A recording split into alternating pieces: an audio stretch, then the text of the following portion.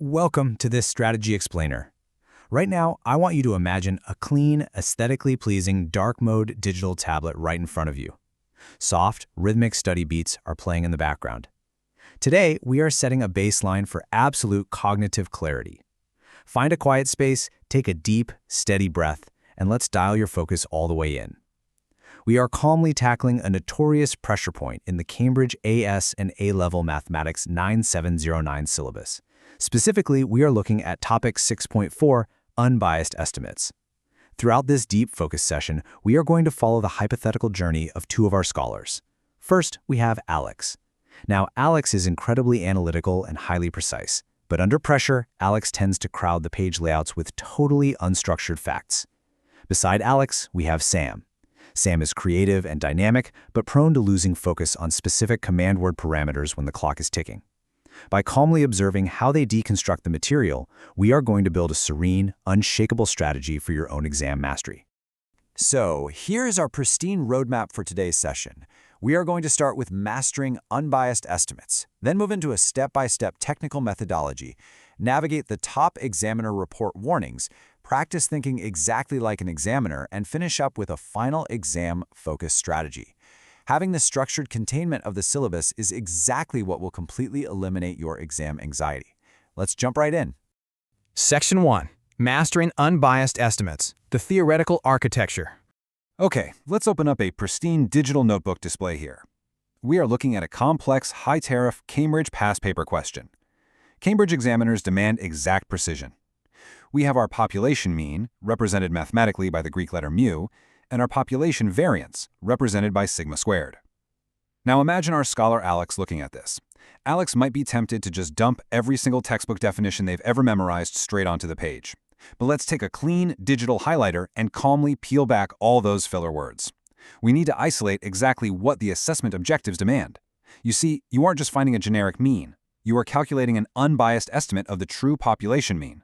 And when estimating population variance, this is precisely why we mathematically divide the sum of squared deviations by n-1 rather than just n. Sam might ask, why do we do that? Well, that specific mathematical adjustment systematically corrects for the downward bias of a sample variance. Articulating that exact difference with total serenity is non-negotiable for top band marks. This perfectly illustrates the cognitive domains the exam is targeting. It is never just rote memorization. It's deep knowledge, practical application, and systematic analysis. But look closely at that last bullet point, cross-topic connections. The principal examiner reports explicitly state that candidates who naturally reference cross-topic connections unlock significantly higher marks. This means you need to seamlessly understand how your unbiased estimate of sigma squared connects to normal distributions, hypothesis testing, or even confidence intervals. When you show the examiner you see the entire mathematical ecosystem, you prove your mastery. Focus level 100%. Let's pause for a calculated cognitive breather. Before we dive into the heavy procedural mechanics, let your mind completely reset. Just take a breath. We are about to enter the methodology phase, where we take all this calm theory and turn it into undeniable, high-scoring mathematical proof on the page. Section 2. Step-by-step technical methodology, the procedural flow. This is where we shift our focus to the method mark strategy. In Cambridge exams, marks are almost never just awarded for a lucky final answer. They are earned through clear, systematic working. I want you to imagine Sam and Alex in a shared digital workspace right now, collaboratively mapping out this standardized 5-step sequence line by line. Step 1, identify key elements. This means calmly extracting the relevant data from the question prompt before you even pick up your pen. Step 2, apply relevant principles. This is where you select your analytical framework. Step 3, execute analysis with clear working. Listen to me. This step right here is your method mark goldmine. This is where you prove your logic. Step 4, verify your results. Does the math actually make sense in reality? And finally, step 5, present in the appropriate format using the absolute correct terminology. So, Sam dynamically suggests a memory hack to anchor this framework into your mind when you're under pressure. Take the first letters of those 5 course steps: I, A, E, V, P. Identify, apply, execute, verify, present.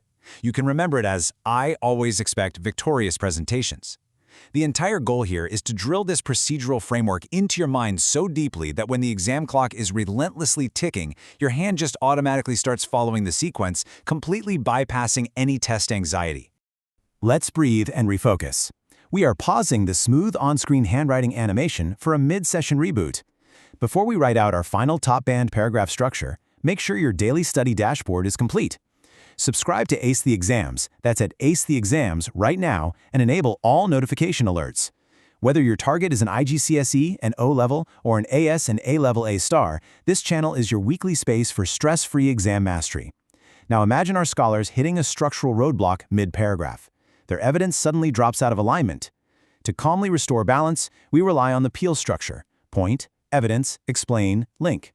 You make your mathematical point, you show your evidence with clear working, you explain the n-1 correction, and you softly link it back to the exact parameter the question asks for. Balance restored. Section 3. Top Examiner Report Warnings. Navigating Hazards. We are shifting to a slightly more authoritative tone here because we need to navigate the exact hazards where students lose easy marks. Read this quote from the Principal Examiner Report carefully. Candidates consistently confuse key terminology. Always define terms before using them in extended responses. When Alex analyzes this exact quote, a massive realization hits. Throwing unstructured facts onto the page actually overwhelms and confuses the examiner.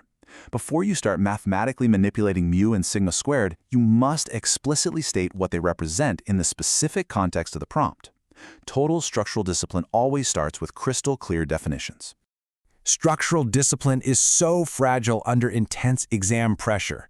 So let's act as an intentional pattern interrupt right now. We are going to strictly isolate the top 3 specific mistakes that consistently disrupt structural discipline so you can lock them out of your mind entirely. Sam and Alex are looking at a flawed student paragraph right now, debating exactly where the structure breaks down. They identify these 3 principal errors. Mistake 1, confusing cause and effect. Students often mix up whether the sample is estimating the population or they incorrectly assume the sample perfectly mirrors the population without any variance. Mistake 2, forgetting to check format and presentation. You could have a brilliant calculation using n-1, but it immediately loses marks if it is not presented with clear notation. Mistake 3, and this is exactly where our dynamic scholar Sam often trips up, providing answers not specific to the given context. If the exam question is actively asking about the weight of harvest apples, your final evaluative statement absolutely must mention the weight of the apples, not just generically refer to the data. Section 4. Thinking like an examiner. Critical analysis. Welcome to our visual satisfaction practice arena. Let's do a mindful scan.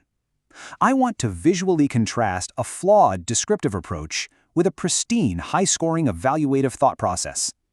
A descriptive approach just lists basic methodologies and standard terminology completely devoid of context. It is mathematically flat. But an evaluative approach, the high-scoring thought process you need, questions assumptions, considers different perspectives, and justifies decisions with hard mathematical evidence. For Challenge 1, imagine a complex data graph on screen with a 60-second countdown timer. The evaluative mind extracts the single most high-yielding core trend instantly. For Challenge 2, the imperfect answer. If you look at a flawed student paragraph, you need to spot exactly where structural discipline breaks down.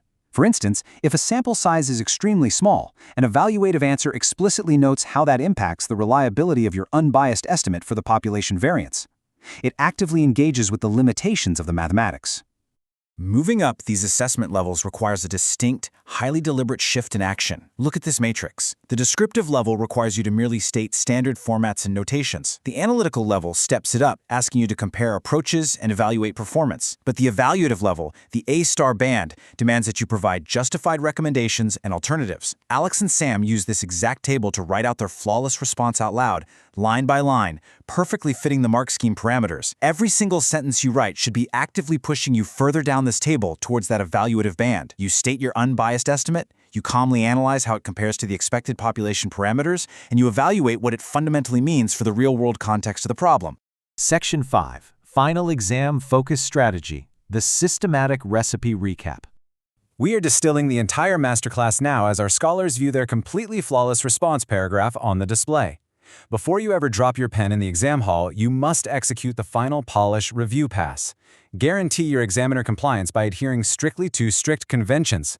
Use proper headings if the layout demands it. Ensure correct terminology. Did you clearly write the words unbiased estimate? Apply the appropriate numerical formats and carefully maintain clear annotation of your working steps. I cannot stress this enough. Presentation follows strict conventions. Locking in this procedural framework creates maximum visual satisfaction, making it effortlessly easy for the examiner to award you every single method mark available. This is the ultimate marks per minute flow formula.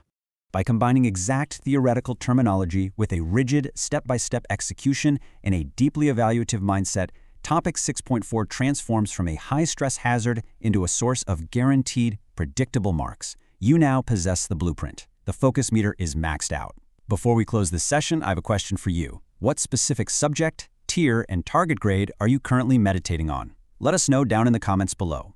And remember, subscribe to Ace the Exams, that's at Ace the Exams, and click the notification bell for all our future focused deployments. Stay calm, stay structured, and thank you for joining this explainer.